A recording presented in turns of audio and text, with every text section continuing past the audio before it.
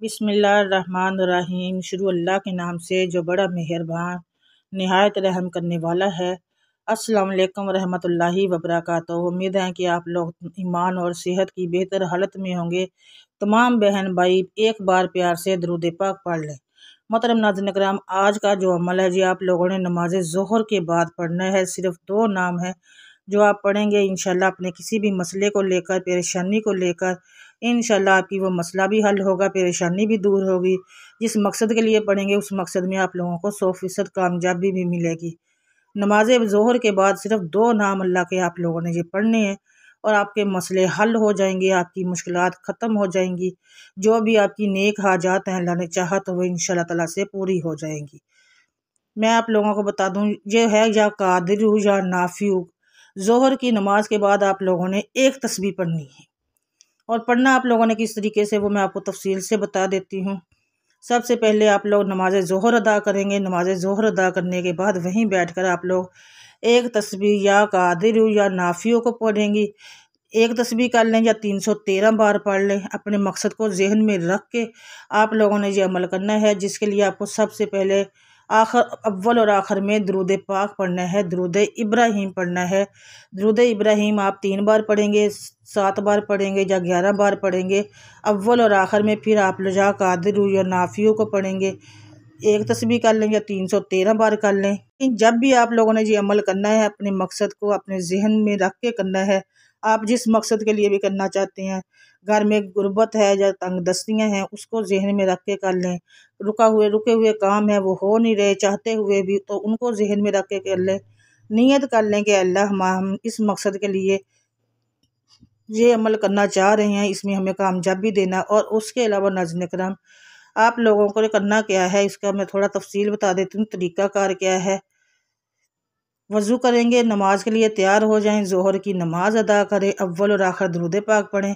उसके बाद जब आप लोग दरूद पाक पढ़ लें तो उसके बाद तस्बीह पे हाथ की उंगलियों पर पढ़ना है। आप लोगों ने एक तस्बीह पढ़ लें या फिर 313 बार पढ़ लें। उंगलियों पर पढ़ सकते हैं तो उंगलियों पर पढ़ लें, नहीं तो फिर तस्बीह तो है ही, तो ये कम से कम 100 बार पढ़ेंगे, ज़्यादा से ज़्यादा आप 313 बार। और उसके अलावा आप लोगों ने इसको पढ़ना छोड़ना नहीं है। दुआ मांगनी है ज़ोहर की नमाज के बाद। जब ये अमल कर लें उसके बाद दुआ मांगे, अल्लाह से रो के गिर गिरा के, और जिस मकसद के लिए आपने ये अमल किया उसमें कामयाबी के लिए। उसके अलावा सबसे बड़ी बात जो आप लोगों ने उसके बाद जब दुआ मांग लेनी है तो तब भी आपने इसको पढ़ना नहीं छोड़ना। आपने दिल ही दिल में इसको पढ़ते ही रहना है। उसके बाद आप लोग छोटा दरूद पाक भी साथ पढ़ते रहें। तो जब आप छोटा तो दरूद पाक या आयतें या कुरान की आयतें पढ़ते हैं ना, तो आपके मुंह से निकली हुई कोई भी ऐसी बात या ऐसी दुआ है जो अल्लाह ताला कबूल नहीं करते, ये हो ही नहीं सकता। जब आप अपनी ज़बान पर कोई दुरूद शरीफ पढ़ते रहते हैं या कोई आयतें पढ़ते रहते हैं, कुरान पाक की सूरतें पढ़ते रहते हैं, जब उस ज़बान से आप लोग अल्लाह से कुछ मांगते हैं, कोई दुआ मांगते हैं, कोई हाजत पूरी होने की दुआ मांगते हैं, अपने मकसद में कामयाबी की दुआ मांगते हैं, तो उस अमल और उसमें आप लोगों को 100% कामयाबी मिलेगी। ये आप लोग आजमा के देख सकते हैं। ये अमल है इंशाल्लाह। इस अमल से इससे ये होगा कि इस वजीफ़े की और भी बंदिशें, अगर किसी ने बंदिशें की हैं, किसी काम में रुकावटें हैं, बंदिशें हैं, तो बंदिश को तोड़ने में ये काम देते हैं। उसके अलावा मुश्किलात हल करने के लिए बहुत ताकतवर इस अमल को समझा जाता है। और वजीफ़ा करने वाला बंदा अल्लाह से बहुत ज़्यादा कुर्बत हासिल करता है। ये वजीफ़ा सिर्फ ज़ोहर की नमाज के बाद किया जाता है। ये वजीफ़ा करने के लिए किसी ख़ास तादाद की ज़रूरत नहीं है। वही मैंने आपको बताया कि कम से कम 100 बार। उसके बाद आप लोगों ने जब दुआ मांग लेनी है ज़ोहर की नमाज के बाद, तो आपने इसको पढ़ना नहीं छोड़ना, पढ़ते रहना है। ये वजीफ़ा करने के लिए ज़रूरी है कि आप अल्लाह पर कामिल यकीन रखें, भरोसा रखें और दिल में उम्मीद रखें। इंशाल्लाह आप लोगों को अपने मकसद में कामयाबी मिलेगी। 100% कामयाबी के लिए आप लोगों ने अल्लाह पे तवक्कुल और भरोसा रखना है और ये सोचना है कि इंशाल्लाह अगर मेरे अल्लाह ने चाहा तो मुझे अपने मकसद में कामयाबी मिलेगी। मुझे अपनी हाजतें जो जो मैं अल्लाह से मांग रही हूँ, मुझे इंशाल्लाह मेरे अल्लाह ने चाहा तो मुझे सब कुछ अता करेंगे। मेरी जो भी मुश्किलात हैं, मेरी अल्लाह ने चाहा तो मेरी वो मुश्किलात ख़त्म होंगी, परेशानियाँ ख़त्म होंगी। अल्लाह ताला मेरी नेक और जायज़ हाजात को ज़रूर पूरा करेंगे और इंशाल्लाह ज़रूर पूरी होंगी भी। अगर किसी ने कोई बंदिशें की हुई हैं, रुकावटें आ रही हैं बार बार, और वो बंदिशें भी ख़त्म होंगी, रुकावटें भी दूर होंगी और आपके रुके हुए तमाम काम चल पड़ेंगे। सिर्फ़ अल्लाह की ज़ात पे भरोसा रख के आप लोगों ने ये अमल करना है। और जब अमल करना है तो मकसद की नीयत करके करना है कि अल्लाह मैं इस मकसद की नीयत के करके तेरी रज़ा के लिए ये अमल कर रही हूँ, तू ही मुझे इसमें कामयाबी देगा। और जब हम लोग इस तरह से दुआ करते हैं, वजीफ़ा का शुरू करते हैं, तो अल्लाह ताला हमें उस मकसद में, उस वजीफ़े में 100% कामयाबी देते हैं।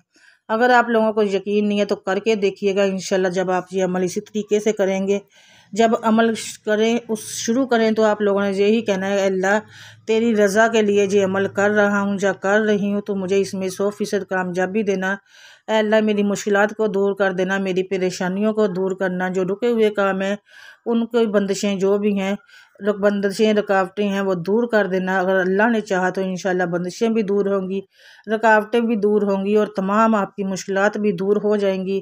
जिस हवाले से भी होंगी, रिश्ते के हवाले से हैं, कारोबार के हवाले से हैं, या घर के हवाले से है, कोई बीमारी के हवाले से हैं, अगर मेरे अल्लाह ने चाहा तो इंशाल्लाह ताला आप लोगों को अपने तमाम मकासद में 100% कामयाबी मिलेगी। अल्लाह की ज़ात पे तवक्कुल और भरोसा रख के आप लोग ये अमल करिएगा। और नमाज ज़ोहर के बाद ही आप लोगों ने इस अमल को करना है। नमाज ज़ोहर के बाद, उसके बाद आप जब मसल्ले से उठ जाएं दुआ मांग के, तब भी आप अपने मुंह में इन लफ्ज़ों को पढ़ते रहें, या नाफिउ या कादिर। सिर्फ 2 लफ्ज़ पढ़ने में ज़्यादा टाइम, काम कर रहे हैं तो काम करते हुए पढ़ते रहें। इंशाल्लाह ताला आपको अपने मकसद में 100% कामयाबी मिल जाएगी। ये 100% आज़मूदा और मुजर्रब वजीफ़ा, क्योंकि 1000 वजीफ़ों से बेहतर वजीफ़ा है। ये आप लोगों ने अपने मकसद में कामयाबी तक के लिए इस अमल को ज़रूर करना है। जिस मकसद के लिए आपने ये अमल करना है, जब तक आपको उसमें कामयाबी नहीं मिलनी, तो नमाज ज़ोहर के बाद आप लोग इस अमल को करते रहें। इंशाअल्लाह ताला आप लोगों को जब आपके मकसद में कामयाबी मिल जाए, तो तब आप इस अमल को बेशक छोड़ दें। छोटा सा अमल करते भी रहेंगे तो कोई आपको फ़ायदा ही होगा, नुकसान नहीं होगा। क्योंकि ये अल्लाह जब हम लोग पढ़ेंगे जी, तो हमारे नामा इमाल में नेकियां ही लिखी जाएंगी।